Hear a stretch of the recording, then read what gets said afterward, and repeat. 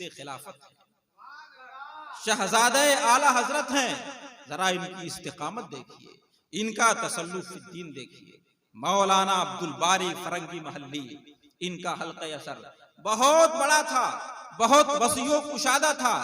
जब उनसे इस्लाम के खिलाफ कुछ बातें सरजद हो गईं तो सुलहो सफाई के लिए, तस्फिये के लिए हुज्जतुल इस्लाम सदरुल अफाजिल और हुजूर सदरुल शरिया के साथ लखनऊ की सरजमीन पर पहुंचे। मौलाना अब्दुल बारी फरंगी महल्ली को जब ये बात मालूम हुई कि ये नुफूसे कुदसिया मेरे यहाँ आ रहे हैं, बहुत सारे मुरीदीन को लेकर के लखनऊ स्टेशन पर इस्तकबाल के लिए पहुंचे। हुजूर हुज्जतुल इस्लाम से जब सामना हुआ, मौलाना अब्दुल बारी फरंगी महल्ली ने मुसाफे के लिए हाथ बढ़ाया। हुज्जतुल इस्लाम ने अपने हाथ को खींच लिया, इरशाद फरमाया, जब तक हमारे और आपके दरमियान बुनियादी बातें, उसूली बातें तय नहीं हो जाएंगी, तब तक ये हाथ मुसाफे के लिए नहीं बढ़ सकता।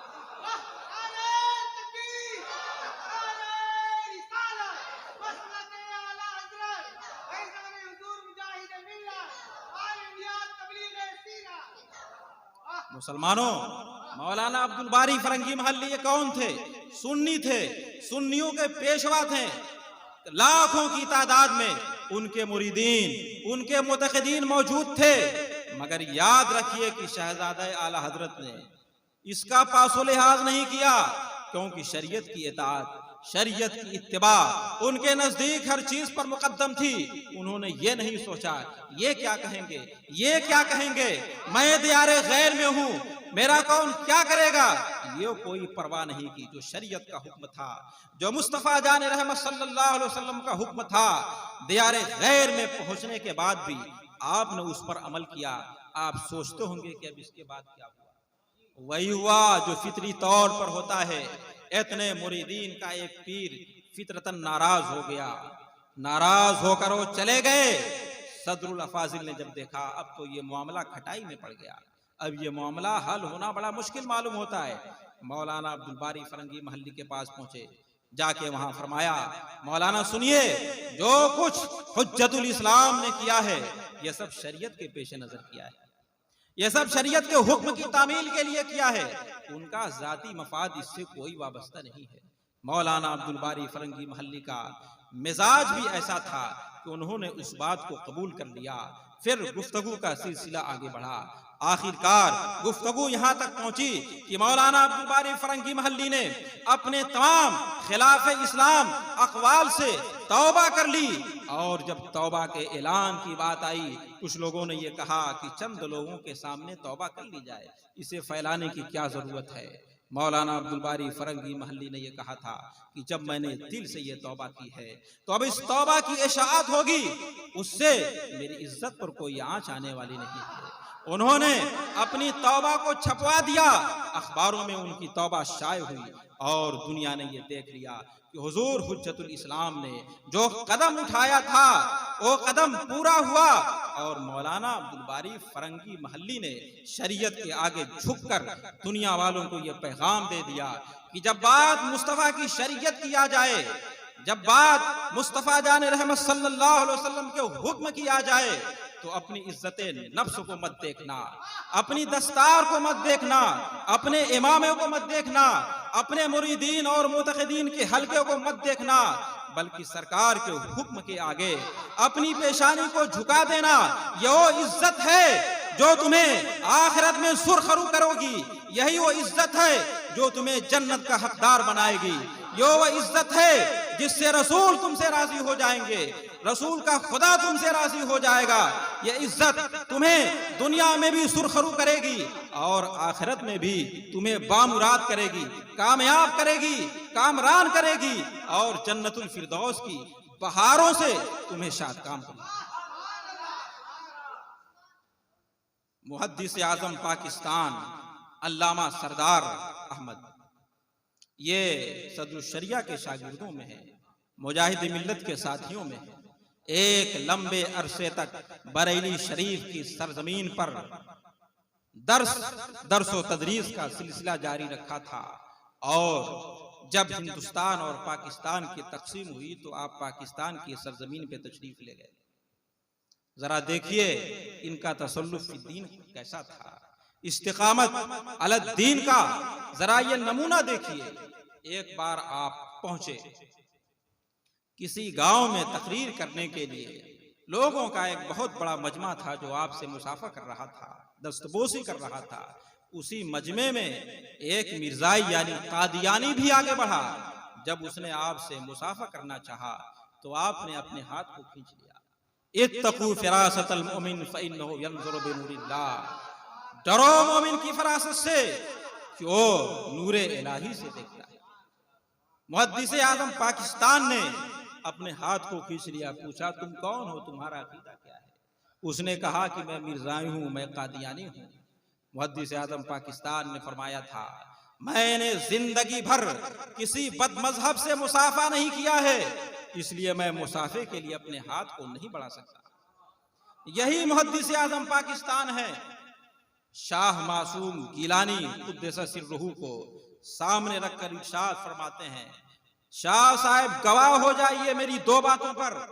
एक तो ये मैं ताजदार जीना शहनशाह बगदाद आरिफ समदानी खुतबे रब्बानी शेख अब्दुल कादिर जिलानी रजी अल्लाह ताला अन्हु का मुरीद हूँ, और दूसरी ये बात कि मैंने जिंदगी भर किसी बदमजहब से मुसाफा नहीं किया है। मेरी इन दो बातों पर आप गवाह हो जाइए।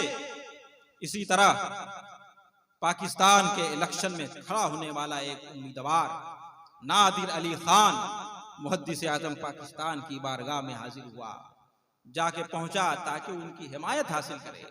जब मुसाफे के लिए हाथ को बढ़ा रहा था तो उसने कहा कि मैं फलां जगह के शियों का सदर हूं। जैसे ही मुहद्दिस आज़म पाकिस्तान ने इस बात को सुना, अपने हाथ को खींच लिया। यह हाथ कभी भी बदमजहब के लिए मुसाफा करने के लिए बदमजहब के साथ आगे नहीं बढ़ सकता। आपने इरशाद फरमाया कि अगर मैं तुमसे मुसाफा करूं तो बताओ कि मैं सिद्दीक़ फारूक के सामने कौन सा मुंह लेकर के जाऊंगा। ये शिया और फिरका है जो तमाम सहाबा को बुरा भला कहता है, मगर सिद्दीक़ अकबर और फारूक आज़म की शान में बेपनाह जुरात और बेबाकी का मुजाहरा करता है। इसलिए मुहद्दिस आज़म ने इरशाद फरमाया था अगर मैं तुमसे मुसाफा करूंगा तो मैं कौन सा मुंह लेकर सिद्दीक़ अकबर और फारूक आज़म की बारगाह में जाऊंगा।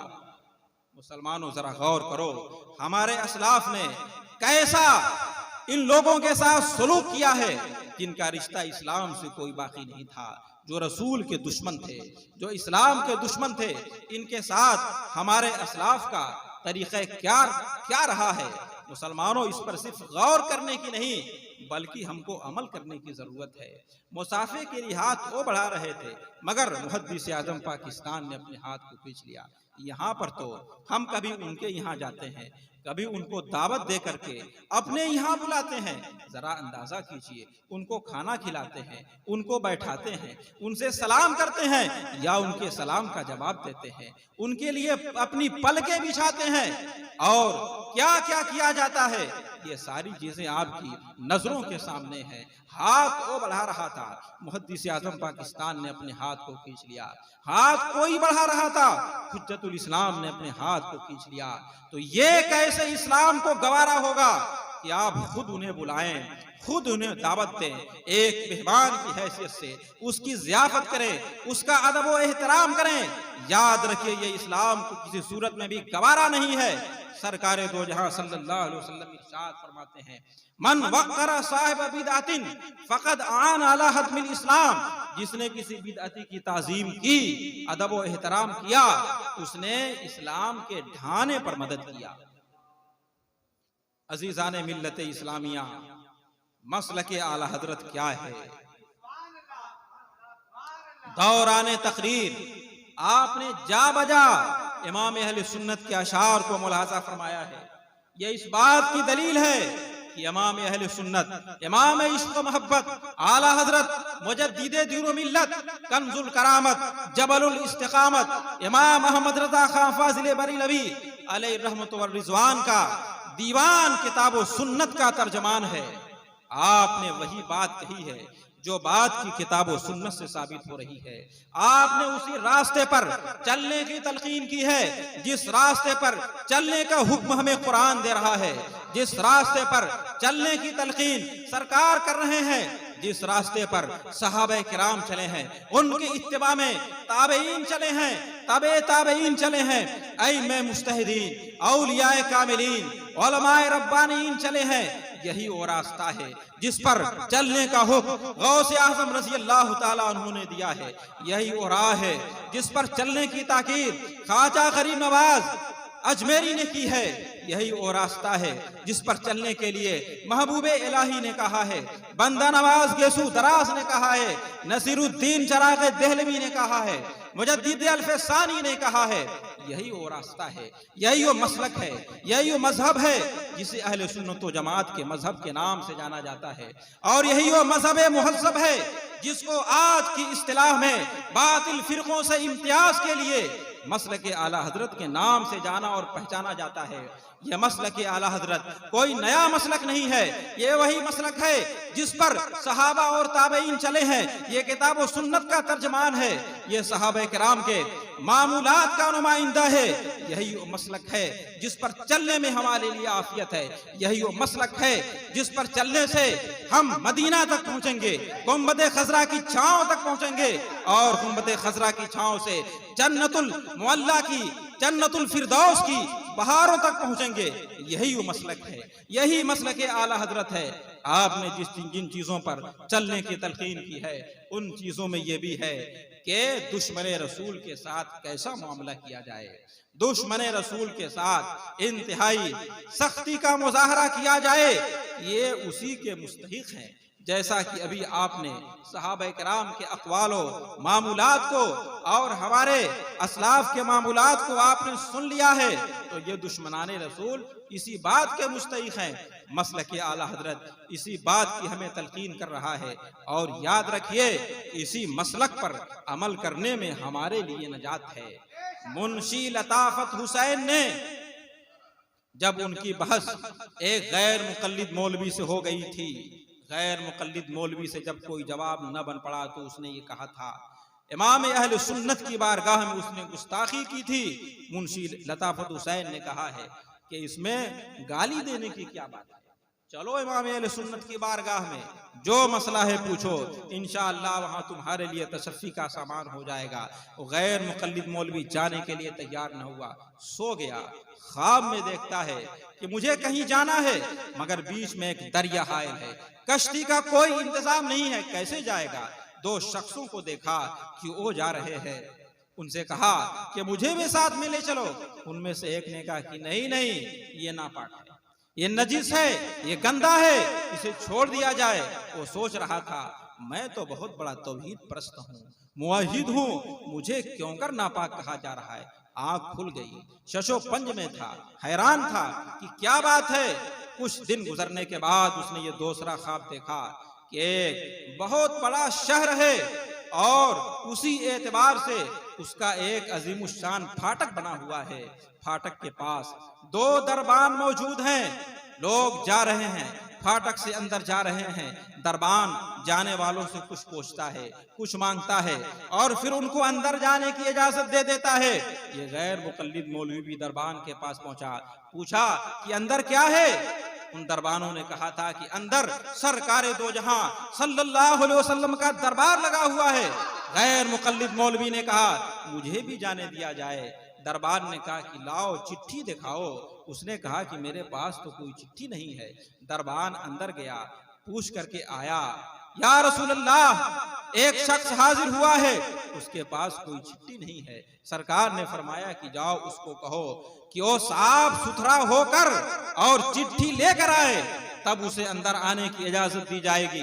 दरबार ने आकर के कह दिया साफ सुथरे होकर चिट्ठी लेकर के आओ, तब अंदर जाओ, तब अंदर तुमको जाने दिया जाएगा।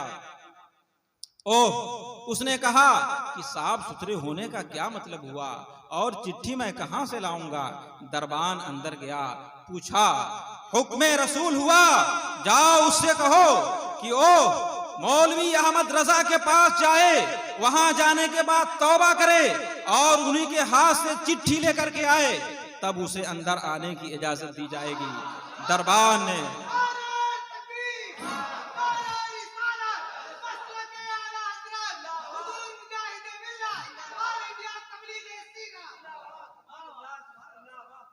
दरबार ने आकर के बताया, जाओ बरेली के अहमद रजा के पास, वहीं से साफ सुथरे होकर के वहीं से चिट्ठी लेकर के आओ।